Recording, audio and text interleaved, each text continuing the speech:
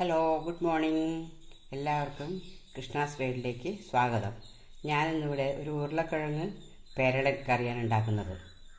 അതിനുവേണ്ടി രണ്ട് സാമാന്യ വലുപ്പത്തിലുള്ള ഉരുളക്കിഴങ്ങ് തന്നെ അത്രയും വലിയ കഷ്ണങ്ങളായിട്ട് ഞാൻ നോക്കി മഞ്ഞ വെള്ളത്തിലിട്ട് വെച്ചിരിക്കുകയാണ്. പിന്നെ നമുക്ക് വേണ്ടത് അരപ്പിന് വേണ്ട സാധനങ്ങളാണ്. മുളക് പൊടി 1 ടേബിൾ സ്പൂൺ, 4-5 അല്ലി വെളുത്തുള്ളി എടുത്തിട്ടുണ്ട്, 1 ടീസ്പൂൺ കുരുമുളക് പൊടി, കുരുമുളകാണെങ്കിലും കുഴപ്പമില്ല. പിന്നെ ഒരു 4 ഏലക്കായ എടുത്ത് വെച്ചിട്ടുണ്ട്, ഒരു ചെറിയ സ്പൂണിൽ മഞ്ഞൾപ്പൊടി, ഒരു 1/2 ടീസ്പൂൺ ജീരകം, നല്ല ജീരകം എടുത്തിരിക്കണം ഞാൻ. പിന്നെ 1 ടേബിൾ സ്പൂൺ മല്ലിപ്പൊടി, പിന്നെ കറിവേപ്പില, പിന്നെ 2 സവോള എടുത്ത് വെച്ചിട്ടുണ്ട്. വലിയ സവോള അരപ്പിന് വേണ്ടിയിട്ടുള്ളതാണ്, ചെറുത് താളിക്കാൻ വേണ്ടിയിട്ടും. 1 തക്കാളി. ഇനി നമുക്കിതെല്ലാം കൂടി ഒന്ന് വറുത്തരച്ചിട്ട് എങ്ങനെയാണ് പാകം ചെയ്യുന്നത് നോക്കാം.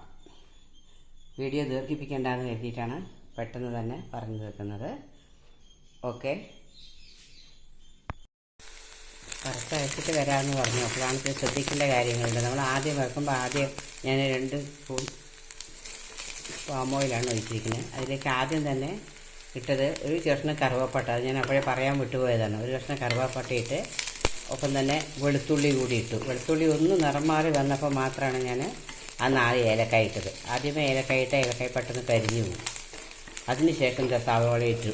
സവാള ഇതുപോലെ നന്നായി വഴന്ന് വരണം.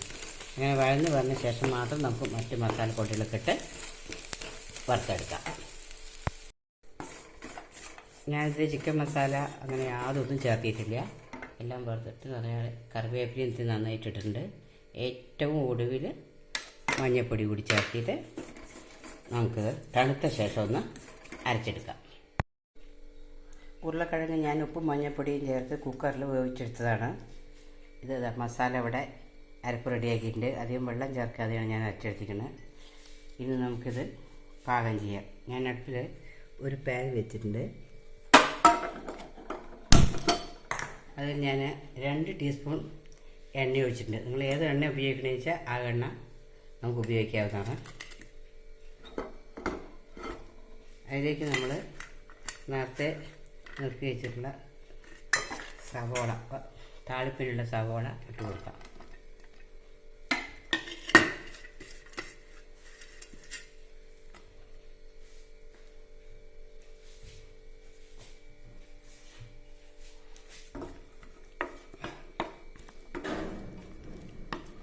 ഇതൊന്ന് ഒരുവിധം ഇത്തിരി നിറം മാറി ഒരു ഗോൾഡൻ ബ്രൗൺ കളറാവണം.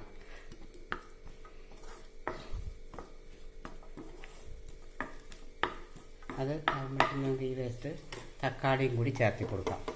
അതും നന്നായി വതകി വെന്ത് വരണം.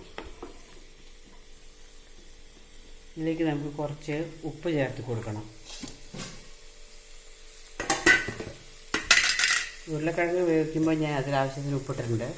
ഇനി ഈ തക്കാളിക്കും സവാളയ്ക്കും വേണ്ട ഉപ്പ് നമുക്കിതിൽ ചേർത്തി കൊടുക്കാം. ഇതൊന്ന് വതകി വരാൻ കുറച്ച് സമയമെടുക്കും. അതുകൊണ്ട് നമുക്കൊന്ന് അടച്ച് വെച്ചിട്ട് ഒന്ന് വേവിച്ചെടുക്കാം. നമുക്കൊന്ന് തുറന്ന് നോക്കാം. ആവി വെള്ളം ഒറ്റരുത്. ഞാൻ ഇടയ്ക്കിടയ്ക്ക് തുറന്ന് ഇളക്കി കൊടുത്തു. നന്നായി തക്കാളി ഉള്ളിയൊക്കെ നന്നായി വഴന്നു വന്നിട്ടുണ്ട്.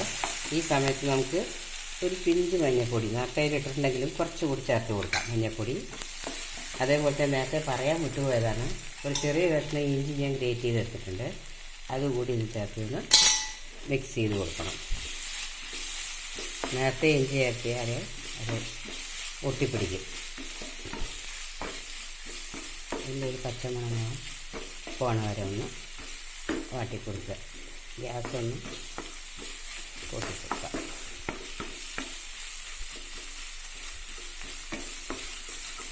ഈ അവസ്ഥയിൽ നമുക്ക് എന്ത് ചെയ്യാം, ഈ അരപ്പ് ഇതിലേക്ക് ചേർത്തി കൊടുക്കാം.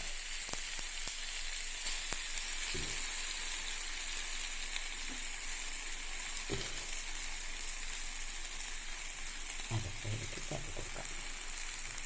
എന്നിട്ട് നല്ലപോലെ ഒന്ന് മിക്സ് ചെയ്യാം.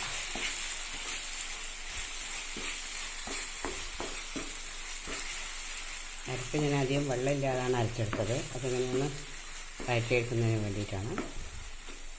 പിന്നീട് നമുക്ക് ആവശ്യത്തിന് നമുക്ക് ഈ മസാലയ്ക്ക് വേണ്ട ഉപ്പ് കൂടി ചേർത്തി കൊടുക്കാം. ലേശം ഉപ്പ്.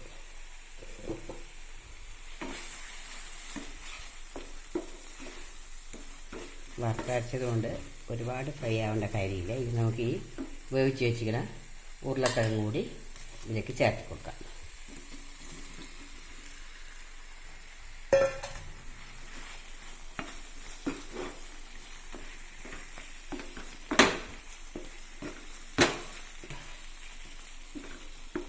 ഉരുളക്കിഴങ്ങ് നന്നായി വെന്തിട്ടുണ്ട്. കുക്കറിലിട്ടാണ്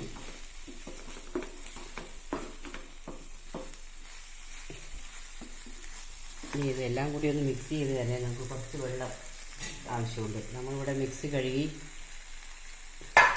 വെള്ളം ഇട്ട് വെച്ചിട്ടുണ്ട്. മിക്സിയുടെ ജാറ് കഴുകിയ വെള്ളം ഇതുണ്ട്, അതുകൂടി ഇതിലേക്ക് ചേർത്തി കൊടുക്കാം ഈ സമയത്ത്.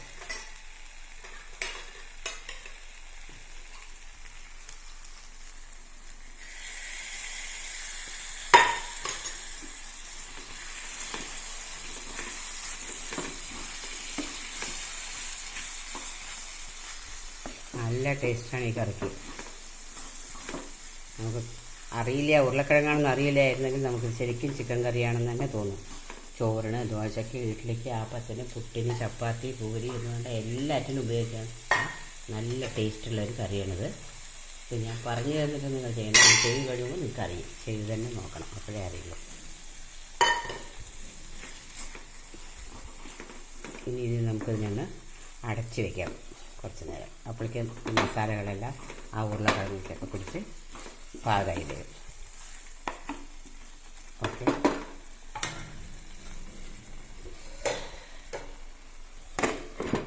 ഒന്ന് എല്ലാം കൂടി വെന്ത് വരട്ടെ. നമ്മുടെ കറി എന്തായാലും നോക്കാം.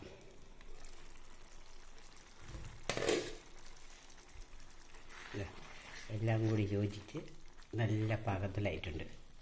അങ്ങനെ ഈ രീതിയിൽ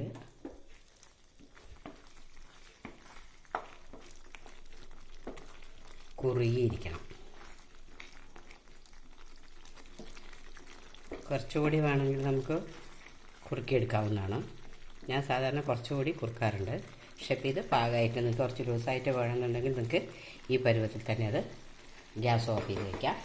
ഏറ്റവും ഒടുവിൽ നമുക്കതിലേക്ക് കുറച്ച് കറിവേപ്പില കൂടി ഇട്ട് കൊടുക്കാം.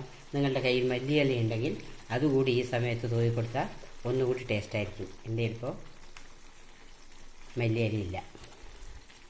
ഇതിൻ്റെ ടേസ്റ്റിനെ കുറിച്ച് ഞാൻ പറയുന്നില്ല, നിങ്ങൾ ഉണ്ടാക്കി നോക്കൂ. Okay, thank you for watching.